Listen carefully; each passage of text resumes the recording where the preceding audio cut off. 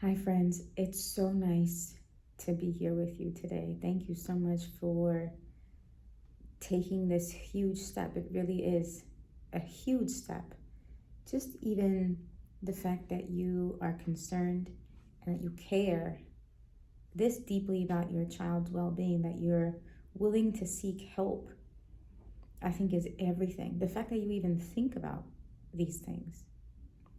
Just yesterday, I was talking to a parent and I literally had like tears in my eyes because, and I think that's really been the bulk of my journey. Like, pretty soon after I started working with kids, and it's been over a decade, I think almost. And um, I remember from like the very beginning when I would see parents and the way that they would interact with their children and how much they would put aside their own stuff, right? How their mood in that moment, how they were feeling, or their own baggage, or their own like busy task that they had to complete at the moment, right?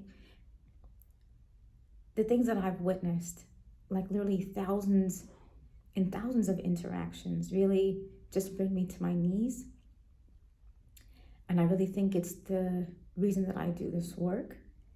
I like to say kids are my favorite people on earth, but parents are my second, because I have never witnessed a more beautiful relationship, a more dedicated and devoted relationship than that of a parent and a child. And so I want to thank you so much for everything that you are for your child, to your child, everything that you do, everything you provide and don't provide, and for raising your child in the best way that you know how. And I really think that's the truth for all of us. We're just doing the best that we can until we know better. And when we know better, we do better. And literally the evidence of that is in behavior. I think this is something that I learned pretty young, because sometimes, people would say, well, no, he's not doing his best. Just about anybody. It could have been like an adult making a comment about another, adult. And the really fact of the matter is the evidence of that, right? The manifestation of our behavior is our best. And so if the manifestation looks or is less than what you or even what that person regards as their ideal or your ideal, right? It still is their best. Because for some reason, right, that gap in where they would like to be or how they would like to behave, right, that gap still needs to be worked through. And so to truly recognize that however we are reacting or responding or being, just being in this moment, for you, for your child, for any other human being that you see, we literally all are doing our best. And so much of doing better, right, which means that you know better, right? So much of knowing better isn't just intellectually knowing or mentally knowing or, being told repeatedly, right? Knowing, true knowing, is integration. It actually gets absorbed into you, becomes a part of you, and that's when you start being. And so to always think about and keep in mind, even for myself, right? Even for yourself, when you want to implement some kind of change in your behavior, right? Even before we're thinking about your child, when you want to implement some kind of change in your behavior, right? To understand that even if I want to incorporate some new thing into my current routine right now, right? It has to be, there's a process in which that will become a part of, that change will become a part of me. Right? It's not something that, I'm like, okay, I need to do that, and then I'm hard on myself because, oh gosh, I forgot again.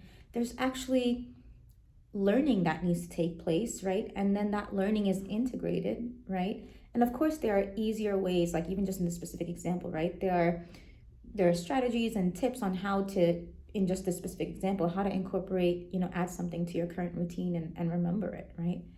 But and also similarly, in the same way with our children, when we want to change a certain, any behavior about them, right? It has to be, there's a learning that takes place. That learning is then integrated into their body. It becomes a part of them, right? And of course, along the way, there are strategies, like throughout the process, right? There are strategies about how we can best communicate to them, right? And strategies and also developmental science about how, what they are experiencing in the moment and throughout the process of how they will actually implement that change in their behavior. And so I know this is really the big question that we all have, right?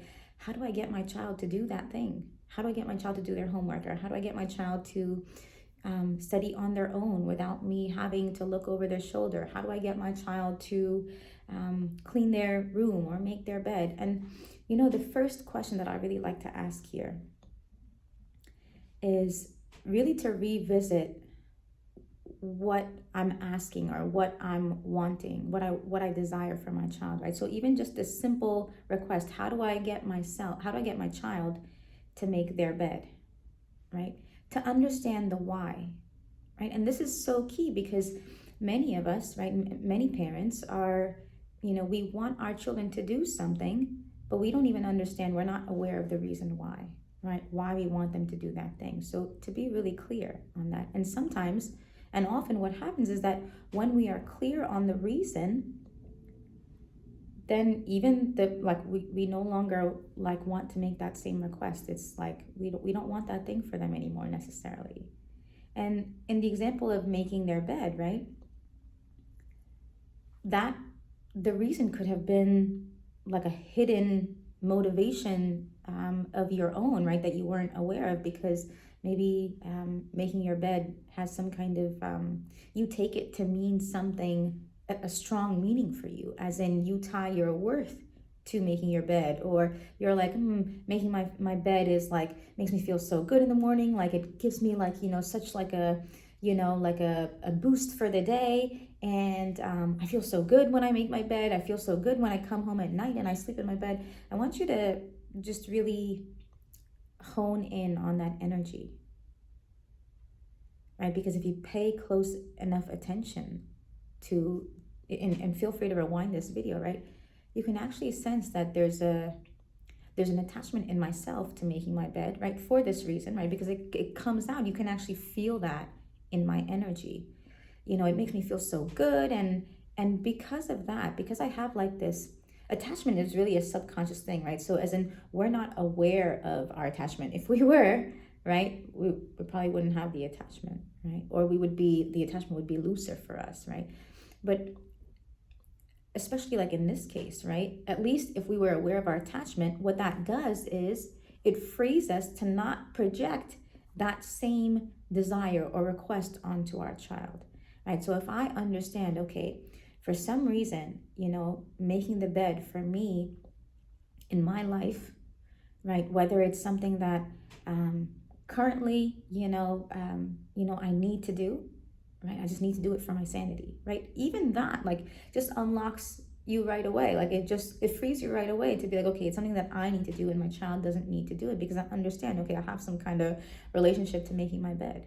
And yes, a psychological relationship, right, to making my bed. It makes me feel a certain way. And it's when we're not aware of that we then blindly project that onto our kids and start enforcing rules like, you need to make your bed, and it starts to become a whole thing. And if you're lucky, truly, if you're lucky, your child will resist you. They will show resistance. And you're probably wondering why I'm saying like, oh my gosh, if I'm lucky, what do you mean? Like, that's like the worst thing in the world when my child shows resistance to anything that I want or anything that I tell them. Because when something in ourselves, right, when there's like a hidden motivation or a hidden agenda in ourselves, right, or what I just said, right, an attachment. When there's an attachment to doing something and we're unaware of that, right, very often our children will resist the thing that we want them to do, and it will force us, right? And that's really the point of this interaction. The greater goal of this interaction is to reveal in us, right, for this situation, to reveal in us where we hold attachment to that thing that we are asking them to do. And this is so powerful because if you can look at your own resistance, right? Okay, so my child resists me, right? In this moment, my palms are getting sweaty, my heart rate is increasing, right? I'm feeling anxiety, I'm feeling tension in my chest, right? If you can look at that and if you can pay attention to your body in that moment, right? You can quite easily detect, oh my gosh, this is like a trigger for me. This is a thing for me. That's how you know. Like all of a sudden you're having like, physical symptoms and like, you were just fine, a minute before. And so this is why like life is so gracious. And I think this relationship between the parent and the child is so utterly and profoundly powerful because maybe nothing else in our life, maybe you'll never have an opportunity, another relationship in your life that will trigger your attachment the way that this relationship will. And what happens is when we look at our attachments, right, and we loosen them, we're like literally just the looking at them frees us so much, right? And life really is trying to help us become free. It's literally trying every moment, right? Every event that happens, big, small, down to like the nitty gritty moment, right? The thoughts that are playing in this moment, the commentary of the mind, the stories, the beliefs, anything that's occurring this moment, internally or externally for you, right, is trying to free you into the truth of your being, into the ultimateness of your being, right? And we can refer to that as like our true nature, our authentic nature, our childlike nature, our pure nature, right? So when you entered this world and you were a young child, right, that freedom that you possessed and embodied and exuded, right? And some of you listening to this can, recall like, oh my gosh, I just felt so free as a child. I felt so happy. And just joy for being alive. And that's how our young children are. If you're watching this and you have a young child, you very closely know what I'm saying. Like everything about them is real and raw and true and authentic. And so really it's our goal as parents to preserve that childlike nature, that authenticity in them, because it's that authenticity that will truly, that is the essence of our nature, right?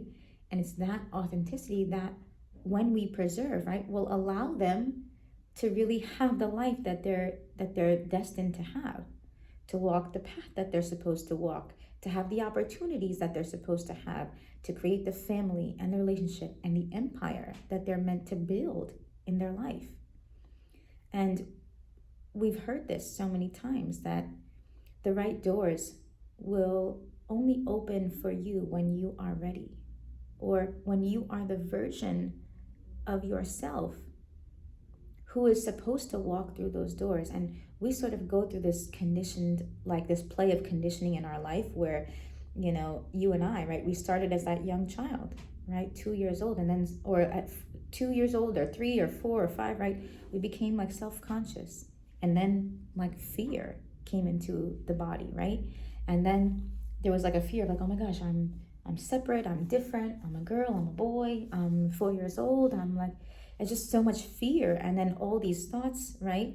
And this identity started to develop about who I am in relation to other people. And this identity was really born out of fear, right? So it was born out of like that original fear of like, oh my gosh, like, when I was 2 years old and I was looking in the mirror and I noticed, oh my gosh, I'm separate from my mom, right? Like I'm not, and 2 years old actually go through this developmentally, right? Like when they look in the mirror, right? And one moment they're standing behind, mom's leg, right? They're standing behind mom's leg. And then in the next moment, they're standing right next to her, right? She's standing beside them and they're looking in the mirror and they're looking at the outline of their body and they see something in them just clicks in that moment, right? Even though they may have like looked in the mirror before, right? But in that moment, they recognize that they are indeed a separate body from their mother. And I guess it's just like the first realization that they make, really, because just the idea of and the experience of them being carried in their mom's womb, right, just continues until, of course, right, until we see like, oh my God, I'm like, I'm separate. Like, I'm not that anymore. I'm actually a separate being. I'm a separate body. And so this is the original identification. You could imagine the tremendous fear, right? At 2 years old, oh my gosh. This is like the greatest fear that I think a human being could experience in their life, right? That I am a separate person, right? And we experience that at 2 years old. Like epic fear, the greatest fear ever. And so on top of this fear, right, the identity is born, as in the I, right? So the identity as in the psychological sense of who I am, my psychological sense of myself. And this is not the same thing as like, hi, my name is Zakia, I'm 37, or hi, my name is Molly, I'm 4 years old, right? This is not that. The identity is the psychological sense of the self that is playing here, right? That is responsible for the moment-to-moment commentary that I know many of you listening experience, right? The thoughts, right? The beliefs, the stories, the 24/7 movie that's playing here all the time. The identity that's born at 2 years old is actually responsible for this, for all of us, for the entire mental realm. And we'll speak more about that.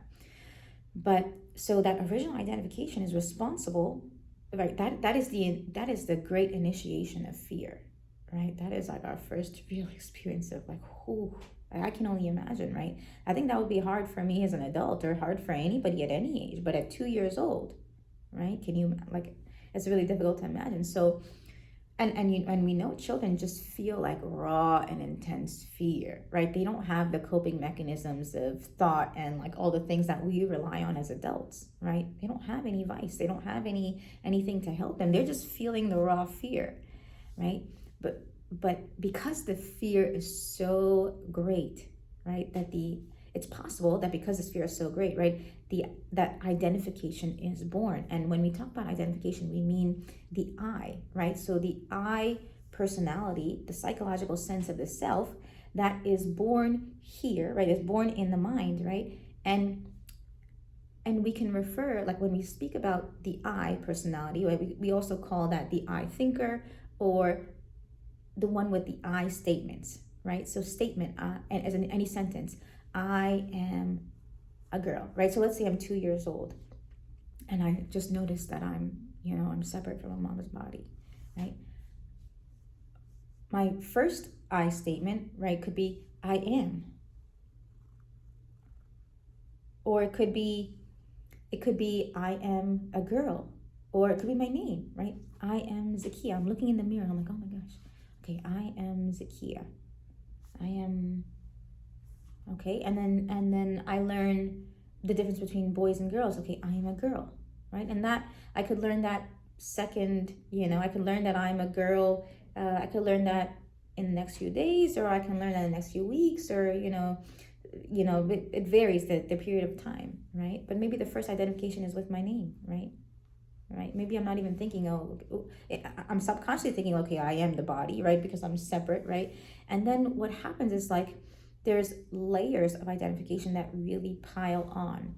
And again, this is different in the sense that this is not the conscious part of the mind, right? Like the true part of the mind that's like, okay, I'm a girl, I'm 4 years old, I'm Muslim, I'm Christian, I'm smart, I'm kind. This is not that part. This is a psychological sense of self that sort of has like this push-pull, like kind of like very interesting kind of energy that plays. And it plays, right, the way that if you hear the thoughts of it, and you can pay attention to your own mind, and you'll realize this, right? The thoughts that play carry a certain energy, and you can feel that energy just by listening to the thoughts, just by hearing their thoughts, right? So for example, a popular I statement, right, that can play right in the head of anybody of any age, right, is I can do it, or I can't do it. Now I want you to rewind this these two statements that I just made. And I want you to listen to and sort of feel the energy in them. Did you do it? All right. I'll go through it again with you and try to hint at what I'm saying. I can. Right? Do you feel the energy of that? There's sort of like, if I boil this statement down to a certain kind of feeling, right, or emotion, it would be fear. I can do it, right? It's coming from fear. And then the other statement, I can't do it. I can't. Also fear, right? And you can do this with all I statements that play in your mind at any time of the day, any time in your life, right? This will always be the case. There's an energetic component to it. And that energetic component, like the root of that is really fear. It's just fear. And that's how you understand, okay, this was like the root of the identity of the I actually being born here. It was just fear. And life is hard, right? It is hard. It is difficult. And it can be overwhelming, right? Fear is not an easy, like life is not an easy thing. And so it's understandable that when fear should arise, right, or come into the body, right, that there are coping mechanisms that are born, right? And the first of those is really the identity, right? And we can say that, it's the identity really that has, thoughts. And you'll see, like, as so this is just the first identity that's born, right? On top of this, like, root identity, right, all other identities, can develop, right? And so more personalities, as in like coping mechanisms, right? So I'll give you an example, right? I posted on social media for like 10, 12 years before I experienced the collapse of my identity. And we'll go through that, more in detail later. But when I was experiencing like this whole collapse of my identity, it was like a 3-4 year process of just sitting and meditating and healing and being with my mind. When I experienced it, what I noticed, like, I got to sit very intimately with my mind.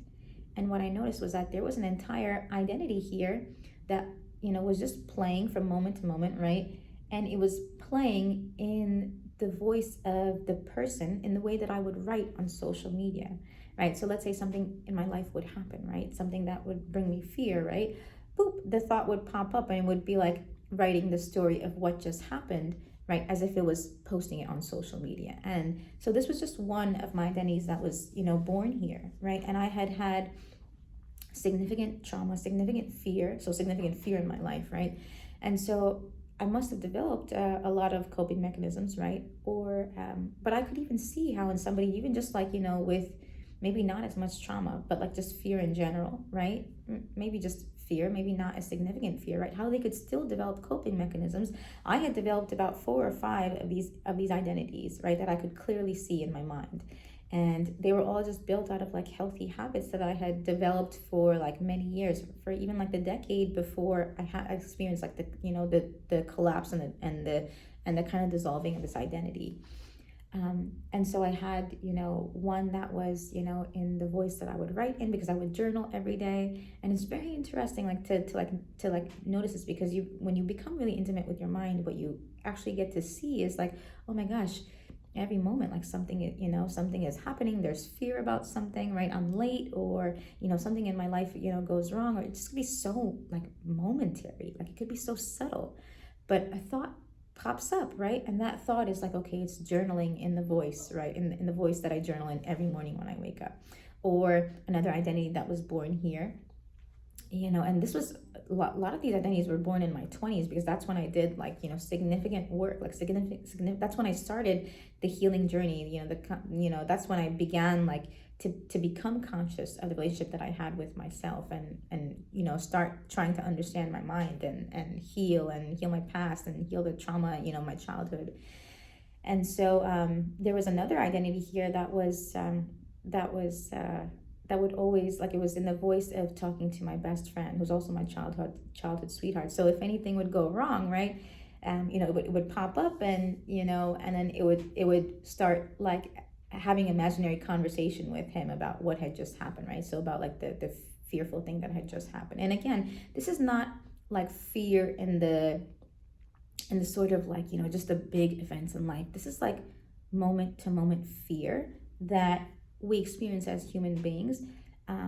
But that really is, that's what comprises the entire like mental realm, right? As in the mind's commentary in each moment, right? So from moment to moment, right, there's thoughts that are playing. The subconscious mind is feeding you these thoughts, and the subconscious mind, we know, is responsible for fear, right? It's the fear-based mind. And so when they say like, oh my gosh, like 90% of your thoughts on a day or something like that are just really from your subconscious mind, it literally is, because the subconscious mind is our programming, and our programming, right, programming implies something is like, playing here without our control, right? Without our control, it's like it's controlling us, right? And so the reason that it's controlling us is because fear takes precedence over the mind, right? It takes dominance over the brain. It takes dominance over our experience as human beings. And why? Because like our bodies are designed to, our brain is designed to survive.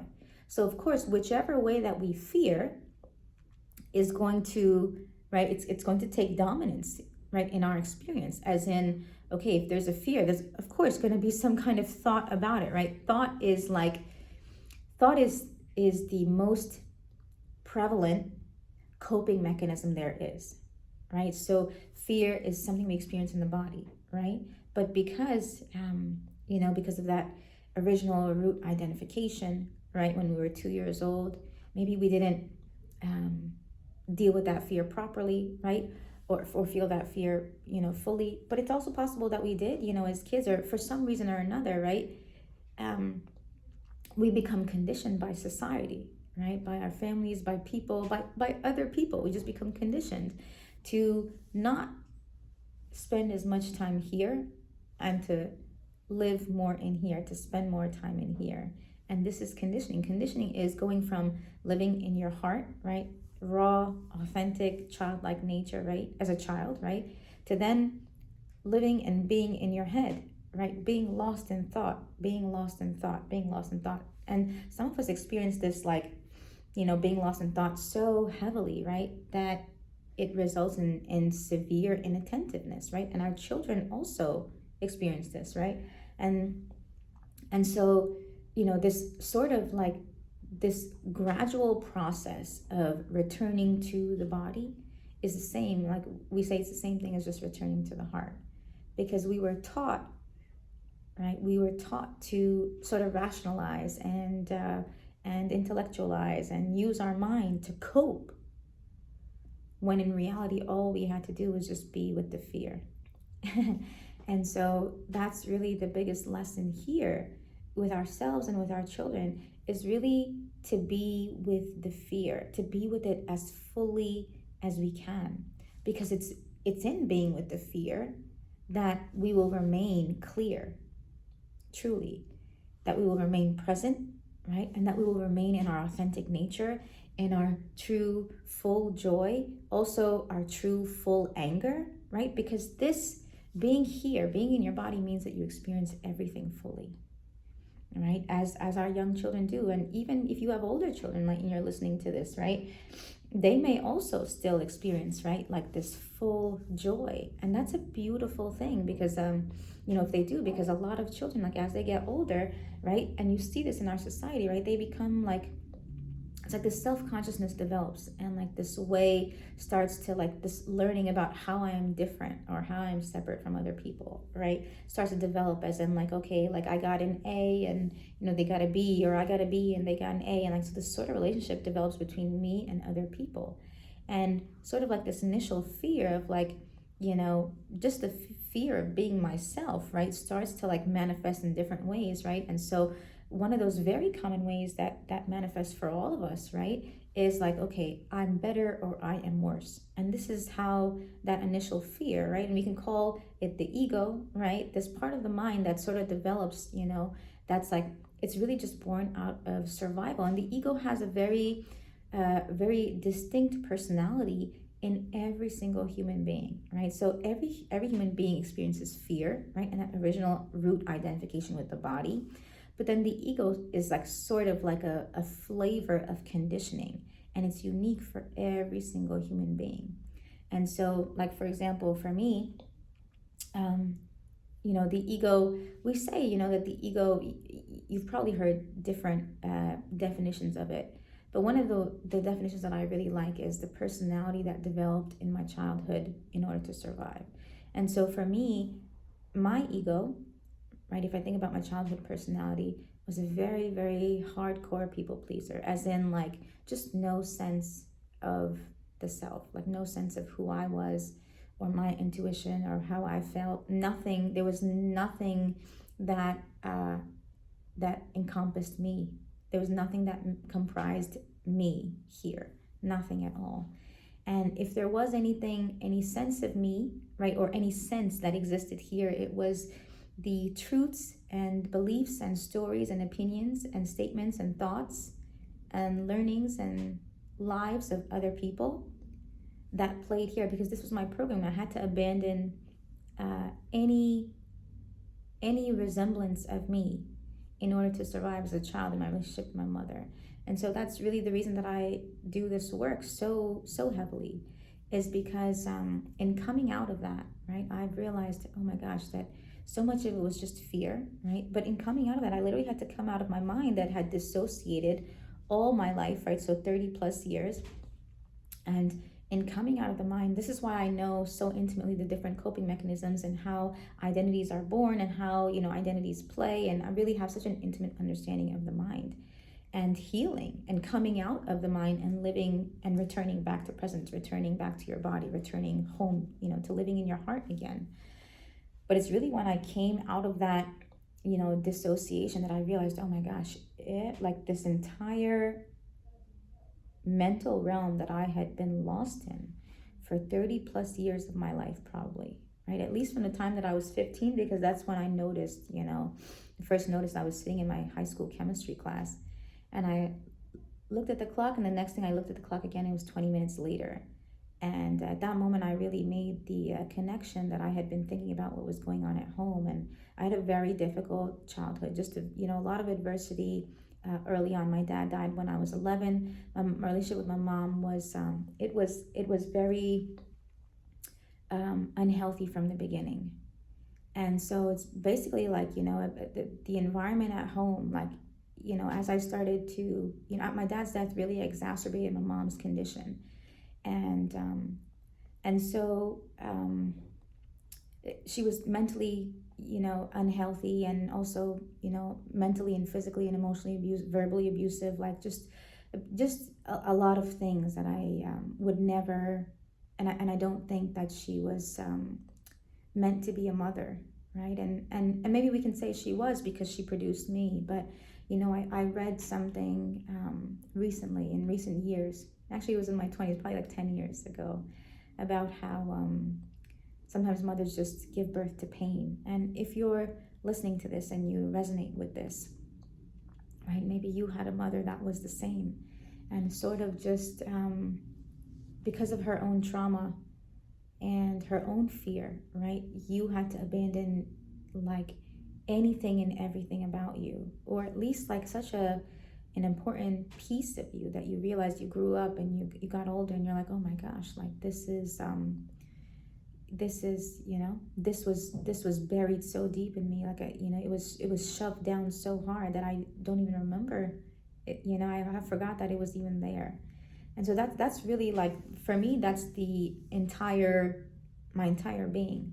Like there was no remnant of me here. And so the work that I had to do to come out of it was extremely intensive. There was a concentrated period of 3 to 4 years. I'm just wrapping up, like I'm in a few months I'll be reaching the end of the 4th year. And so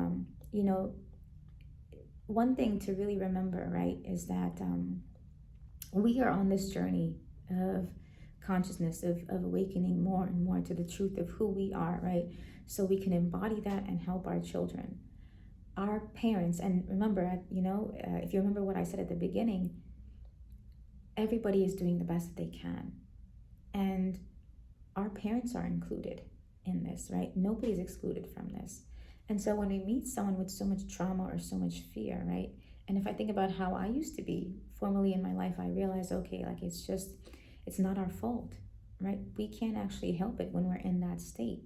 And by some grace of the universe, right, I woke up. I was meant to wake up, right? But I had a very deep slumber for decades of my life. Even when I thought, that I was consciously like embarking and getting to know myself, it was really when I did this 3 to 4 year period of like intense healing that I realized, oh my gosh, all of that really just prepared me for the real work, right? And this and I really got to see that I was still very much asleep, right?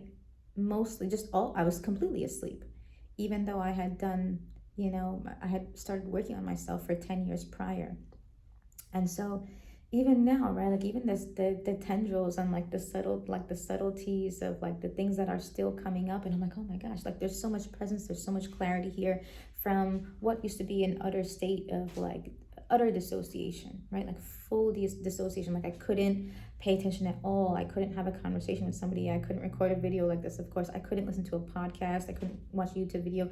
And of course, I couldn't sit through a class, right? And that's actually one of the reasons that I didn't do so well in college. I actually was getting C's and D's. It just, I think my ADD really it got worse, as in those few years, and it really started getting bad in high school. I don't think I think it was probably equally bad in high school and college. And so, my third year, I just ended up changing my major. I had gone to school to become a doctor, and I was like, it's not gonna.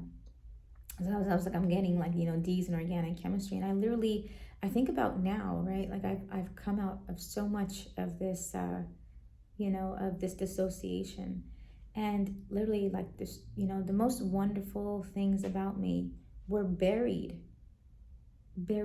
so deep. Like I'm talking about like 4 years of just going through layers and healing layers and looking at layers of thought and identity and trauma and feeling the fear, like feeling the thoughts and beliefs, examining the stories that we're playing here. A very intense sitting, right?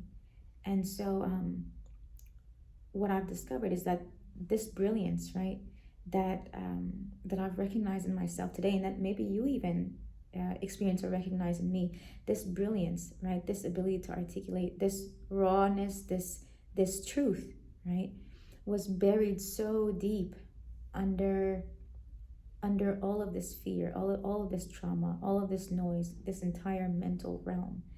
And we're talking about like thousands of layers, right? Like if you're doing something for 3-4 years straight and that's all you're doing, right? Like really the journey of coming out of that journey, right? I am the evidence. This is the evidence of the product of that journey. Like everything that I am now, everything that I exude, and everything that I share, and the way that I share it too, my own energy. But it took so long, right? It was such deep and intense work that I realized, like, if I could save another child, if there's a child out there that is half as brilliant as I am, and I think if there's anything true for all of our children, we know that they're all brilliant. They really are. And every human being that you meet, like you included, right? Every single human being is brilliant in their own way. I don't know, like if I've experienced this brilliance in myself, I could only believe that every single human being is this. It's just hidden and buried and clouded under fear and judgment, and thoughts and beliefs that don't serve them. And so to really do this, to do it right from the beginning, to raise our kids in the best way from the beginning, so that we can, like as much as we can, limit the amount of work that they have to do in their life, right? And this is why I pivoted from working with kids for so many years to working with parents, because I've realized this is the true work. Really is, it's within and it's on ourselves, and it will always be that way. And it's that case for any relationship that you have in your life, anything that you want to do, right? You are You are the common factor. You are the common variable, right? You're going to be bringing yourself to that, right? So it doesn't matter. Honestly, it doesn't matter, how the other person is or what their behavior is or what decisions they make, right? Regardless of that, right? Even if you have to look at that